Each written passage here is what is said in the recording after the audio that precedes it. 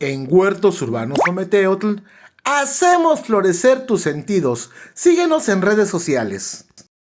Hola, buenas tardes. Yo soy Paco Ávila y hoy en su canal Huertos Urbanos Ometeotl les doy la bienvenida.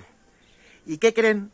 Otra vez nos venimos a ver carnívoras, pero ahora Carnifans hasta está ubicado Tenancingo. en Tenancingo de Ahorita nos van a Degollado. explicar en qué parte También hago estamos esta pausa y cómo para que nos llegamos a compartas este y lugar. nos sigas en nuestro canal.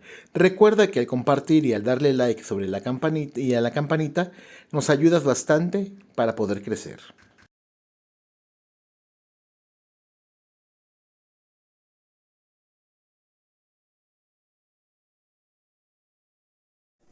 Y bueno, estamos aquí con Gibran Soriano, el amo y señor de Carnifans. Hola Gibran, ¿cómo estás? Hola Paco, Buenas mucho tardes. gusto, bienvenido. Muchas Aquí. gracias por visitarnos. Aquí ya andamos dando guerra. No, no. Una preguntota, Dime, ¿qué es Carnifans? Carnifan, bueno, es un proyecto que empezó hace algunos años en el cual pues queremos divulgar información sobre el cuidado de las plantas carnívoras. Va dedicado principalmente a quienes empiezan en esto, ya que en general pues las personas estamos muy mal informadas sobre el cuidado de estas plantas. El objetivo del canal pues es que la gente le pierda el miedo a este tipo de plantas, que sepan que son muy bonitas, son muy ornamentales, son muy fáciles de cuidar y sobre todo, pues bueno, son aptas para cualquier tipo de clima. Ok, hay que desmitificar, como lo hemos mencionado en videos anteriores, las carnívoras no van a comer humanos. Quítense ese mito, por favor. No, para nada, exactamente. Esa es una de las cosas que siempre trato de aclarar sobre este tipo de plantas, que el nombre pues suena un poco intimidante, que son plantas carnívoras, cuando en realidad pues son plantas insectívoras. También trato de aclararles pues que en realidad, a pesar de que son plantas que cazan, no utilizan ningún método que sea riesgoso para el ser humano y en general para ningún tipo de vertebrado, a excepción de algunos pequeños roedores o algunas aves. ¿Llegan a consumir anfibios de ellas? Por ejemplo, Solamente ranitas. por accidente. Algunas ranas llegan a caer, pero en general su objetivo no son ese tipo de... No, son más insectos. Exactamente. Te lo pregunto por qué, porque con uno de los de las personas que fuimos a visitar anteriormente, que también es coleccionista, Ajá. vimos ranas dentro de sus trampas de sus sarracenes. Sarracenias. Sí, tratan, normalmente esto no es porque las sarracenias que hacen ranas, sino que las ranas adoptan las trampas de las sarracenias como un pequeño escondite donde pueden estar a salvo. En general, siempre van hacia la misma trampa y ahí se quedan. Ah, ok. Era lo que dije. ¿Se las comerán? ¿No se las comerán? Le pregunté y no me supo contestar porque tampoco él conocía. De hecho, no se había dado cuenta él que tenía adentro ranitas. Ranas. Y de hecho no están preparadas para digerir Ya. los cuerpos de estos animales. Si tú abres una de estas trampas, te darás cuenta de que están llenas de insectos, ya en estado de descomposición. Entonces, si a duras penas se descomponen las moscas, las hormigas o cualquier tipo de insecto que llegue a entrar, pues te darás cuenta que no van a poder digerir algún tipo de vertebrado, algún animal ya grande. ¿Tú sabes qué tipo de ácido sí que tienen para digerir? Utilizan enzimas digestivas que descomponen las proteínas de los insectos. No pueden descomponer el exoesqueleto de estos seres, y por eso es que quedan prácticamente huecos al final. Solamente descomponen la parte blanda del insecto. Como que lo licúan y Ajá, exactamente, y crean una especie de caldo que es el que absorben mediante sus glándulas. Te pregunto eso porque, bueno, para mí se me haría muy fácil decir que tuvieran un tipo de ácido como el que tenemos nosotros en el estómago para digerir, pero entonces es otro tipo de enzimas. No Pues es tanto... sí, son enzimas. Prácticamente lo que hacen pues es descomponer las proteínas, los tejidos blandos del insecto. O sea, el principio es el mismo, se descompone el cuerpo, simplemente que en este caso pues los ácidos que nosotros tenemos son todavía más fuertes para descomponer pues otro tipo de nutrientes. Ok, ¿y qué tiempo llevas tú dedicándote a las carnívoras y por qué las carnívoras? Empecé hace 6 años, de hecho en el mes de abril, cumplí 6 años desde que compré mi primer planta carnívora. Entré a esto por accidente, realmente debo decir que yo no era una persona que hubiera cuidado una sola planta en su vida, realmente no eran de mi interés. Pero un día en un mercado de artesanías de Coyoacán, en la Ciudad de México, se iba con mi novia, mi actual esposa. Encontramos un local de plantas carnívoras y me dijo, oye, pues qué bonito. Y realmente me convenció de comprarla, porque me llamaba la atención. O sea, no era algo que yo quisiera, en realidad, como algo que me interesara. Pero me dijo que lo intentara, y dice, cómprala. Y pues en aquel entonces pues, ya tenía yo los medios para comprarla. Me costó 250 pesos, era una planta pequeña. Pero me llamó muchísimo la atención, me puse a investigar sobre cómo cuidarla, de qué trataban, cómo cazaban. Y bueno, a partir de ahí empecé a comprar más y más y el resto es historia. O sea, solamente por un accidente y me fascinaron tanto que, pues bueno, aquí estamos, ¿no? Dijiste, vamos a seguirle. Exactamente. Dentro de todas las plantas que tienes, yo veo que tienes infinidad de plantas y de diferentes tipos. Y al parecer cada una es diferente, ninguna se repite. Viendo los identificadores, que es lo que estaba checando. ¿Cuál es la que te llama más la atención? No digo que sea tu favorita porque cuando nos dedicamos a esto o le agarramos el amor a esto, dejamos de tener favoritismos. De hecho, sí. Pero podemos resaltar, no sé, el color, la forma, el tamaño de algunas plantas. Fíjate que en general a mí me gustan mucho las plantas y que marcan mucho las venosidades, este tipo de características que se ven como venas, tanto rojas como negras, como estas que se ven por acá. No tengo como tal una favorita, en realidad yo soy alguien que prácticamente todas mis plantas me gustan, pero una que sí me ha llamado mucho la atención y que presumo mucho es esta de acá. Este es un híbrido, no es una especie como tal, pero es bastante vistosa. A mí me gusta muchísimo porque se expande mucho y te das cuenta el contraste que tiene entre sus colores. Pues la verdad es que es una planta, pues realmente no es rara, pero llegó a mí en un estado un poco descuidado y realmente se ha recuperado bastante. Entonces yo creo que también por eso me he encariñado mucho con ella, porque ha sabido recompensarme visualmente de los cuidados que le estoy dando y eso es a mí lo que me encanta. Así es, de hecho la envergadura que tiene es bastante, Sí, es alrededor de 40 centímetros, más o menos. 50 centímetros, es una planta de muy buen porte, muy cuidada, muy bonita. Okay. Y bueno, ¿nos puedes mostrar un poquito de tu colección? Claro que sí. Como te darás cuenta, yo creo que el 80% de mi colección son sarracenias. Les he agarrado mucho cariño a este tipo de plantas, este género, porque son bastante resistentes. De hecho, es uno de los que yo más recomiendo para quienes van a iniciar en esto de las plantas carnívoras. Para quienes no conocen las plantas carnívoras, de hecho, no sabrían que este tipo de plantas pueden cazar. Pero en realidad son bastante sencillos sus cuidados, porque no requieren más que muy buena iluminación y un riego por bandeja, tener agua en su bandeja. No es que sean plantas acuáticas como tal, pero agradecen mucho un suelo húmedo, ya que ellas crecen en suelos pantanosos con constante agua. No es como un árbol frutal, por ejemplo, que está ligeramente seco, sino que ellas prefieren sustratos húmedos, aparte de que pueden estar todo el día en el sol. Entonces, mientras más humedad tengan en el sustrato, menos riesgo tienen de deshidratarse. Ok. ¿Algún problema? Bueno, nos muestra cuál, por ejemplo. Sí, por ejemplo, o sea, puedes ver aquí, en general tengo plantas muy variadas. Como te decía, las sarracenas pues tienen diferentes especies y entre ellas podemos hacer híbridos. Aquí hay de todo, tenemos especies puras, por decirlo así, tenemos híbridos. No sabría, por ejemplo, algunas de las que son más famosas son las sarracenias flavas, que son de este tipo que puedes ver por acá. Como amarillositas. Ajá, que son amarillas, que también pueden ser un poco rojizas o tener tonos cobrizos. Déjame te enseño una de mis sarracenias flavas favoritas. Más que nada lo que me gusta de ella es el tamaño que puede llegar a alcanzar. ¿Te das cuenta por acá? Esta planta tiene aproximadamente unos 40 centímetros y entre 10 y 11 centímetros de su tapa, de su opérculo.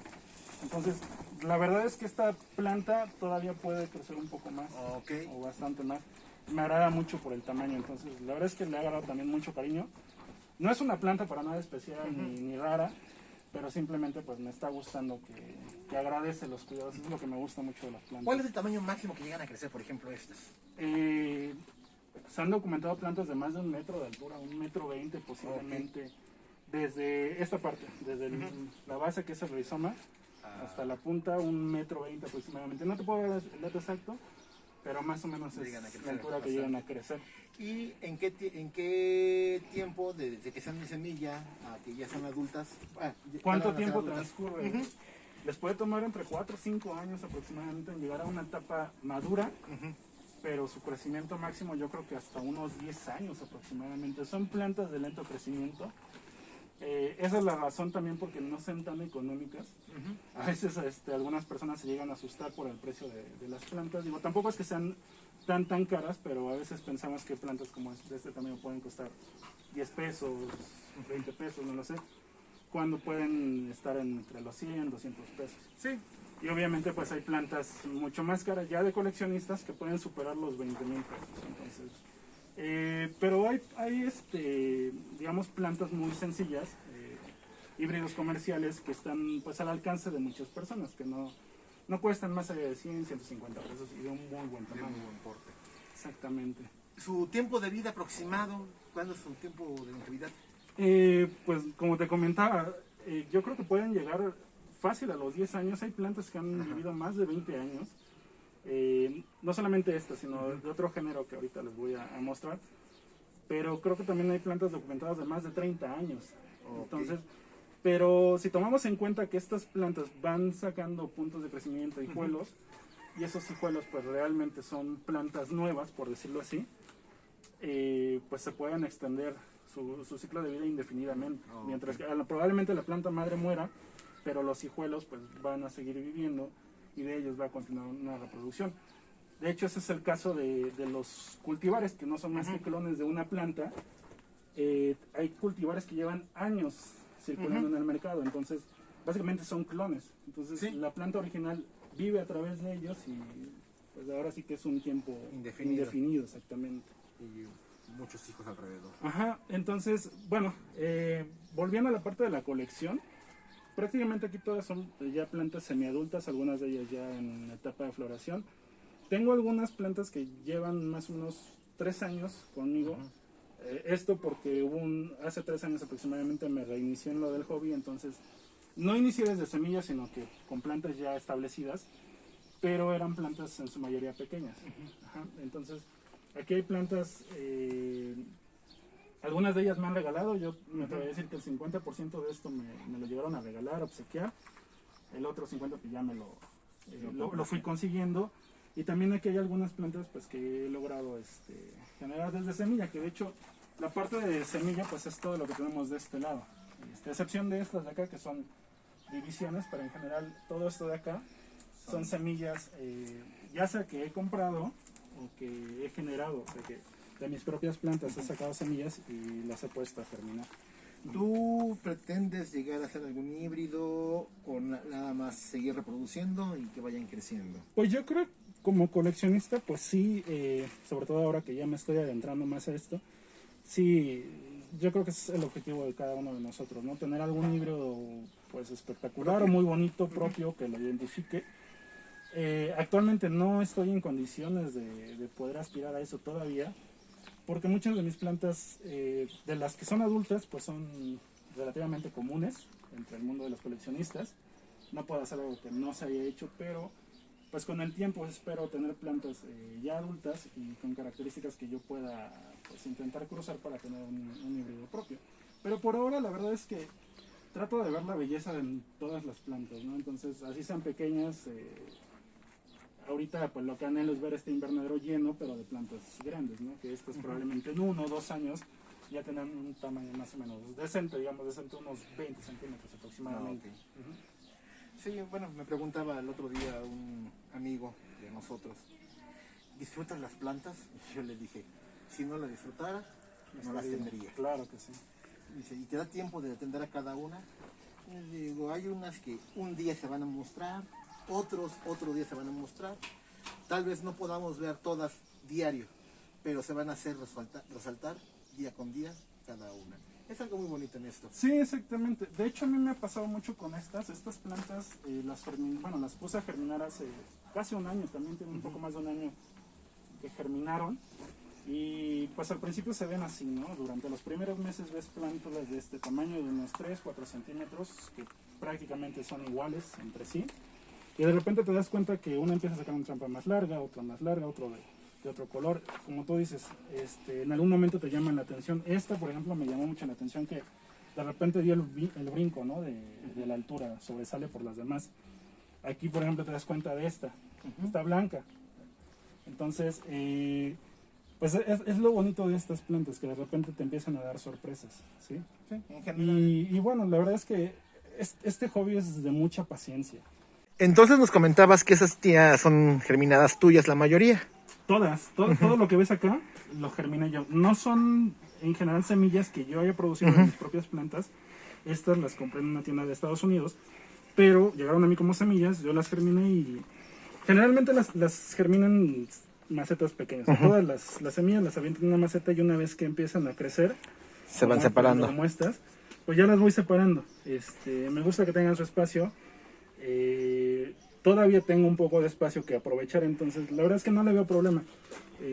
Hay muchas personas que a lo mejor no tienen tanto espacio y prefieren dejarlas todas juntas hasta que llegan a un tamaño más grande y ya las pueden separar. En mi caso, como te comentaba, yo quiero ver el invernadero lleno y no me importa si están llenas, pero de plantas chiquitas, en algún momento van a crecer. Entonces sí, todas estas han sido producidas desde semilla. Pero obviamente, pues mi objetivo es que tener todavía más plantas, pero que sean de producción propia, o sea, que la misma semilla sí haya sido de un cruce propio. Que eso es algo que ya estoy haciendo por allá, pero todavía no se ven resultados. Las macetas que ves acá, ¿Las chiquitas? estas de acá, Ok. ya son de algunos de mis cruces que he tenido. Miren, De hecho, si llegan a ver, empiezan a germinar. Parecen poquitas. como semillas de alpiste, más o menos. O sea, son De pequeñas chía. De chía, de apenas un milímetro de diámetro, pero hay semillas todavía más pequeñas de las carnívoras, que de hecho si quieres ver cómo recolecto un pot, capullo, ahorita te voy a enseñar A ver. el tamaño que llegan a tener. Estas son plantas carnívoras mexicanas. Spinicula moranensis, es una de las más famosas aquí en México y es muy fácil de cuidar. Y mira, aquí, después de un mes de haber polinizado, ya están listas sus semillas, esto que ves acá, que medirá unos 3-4 milímetros más o menos de diámetro. Esto, por ejemplo, ya empieza a asomar sus semillas, acá se ven negras y ya se empieza a abrir. Esto en cuestión de horas puede abrirse y botar todas las semillas, pero son bastante pequeñas. ¿Te das cuenta acá?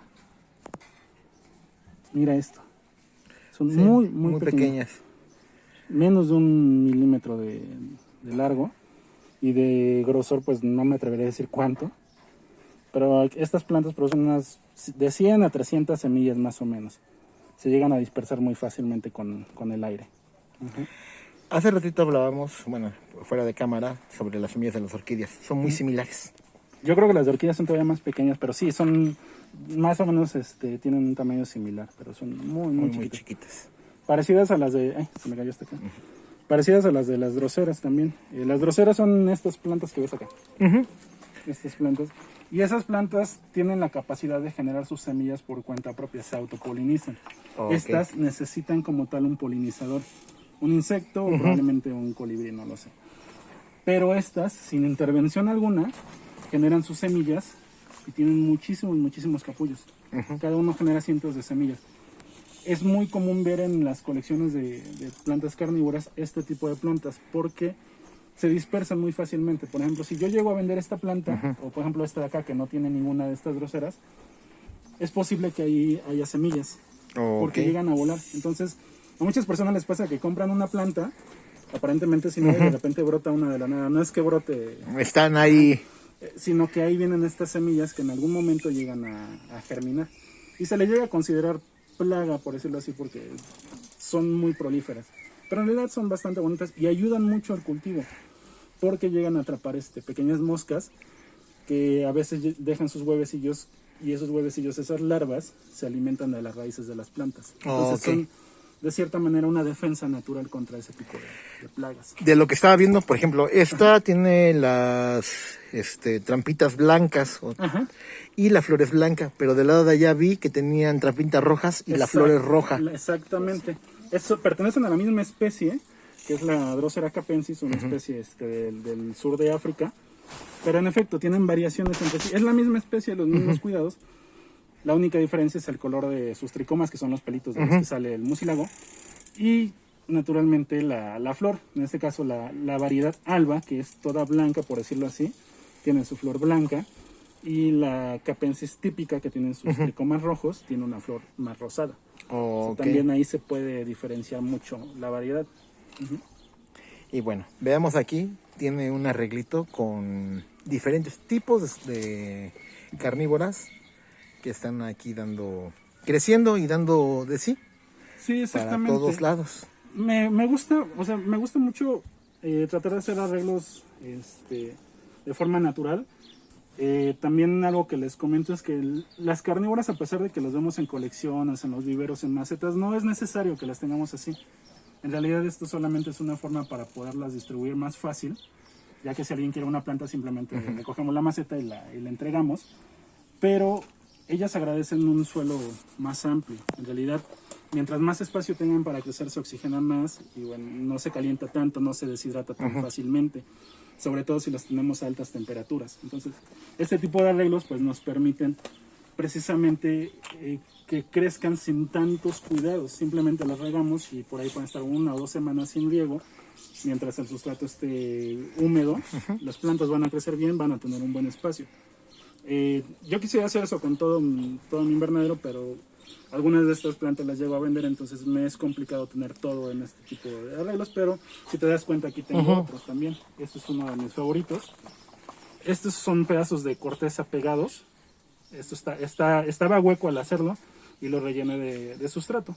Entonces simplemente con el agua por capilaridad sube y lleva la humedad. Estas plantas en general, las pinículas, no requieren tanta humedad en el suelo. Si yo las pongo por ejemplo, a este nivel, se llegan a pudrir, tienen muy poca raíz. La humedad la obtienen del entorno, del ambiente, exactamente. Por eso es que muchas de sus hojas son suculentas, por decirlo así. Pero aquí estoy tratando de simular un poco el ambiente en el que crecen, que es en acantilados, en rocas, donde la raíz solamente le sirve para aferrarse. Así es. Pero pues va bastante bien, este arreglo tiene más o menos 1 año.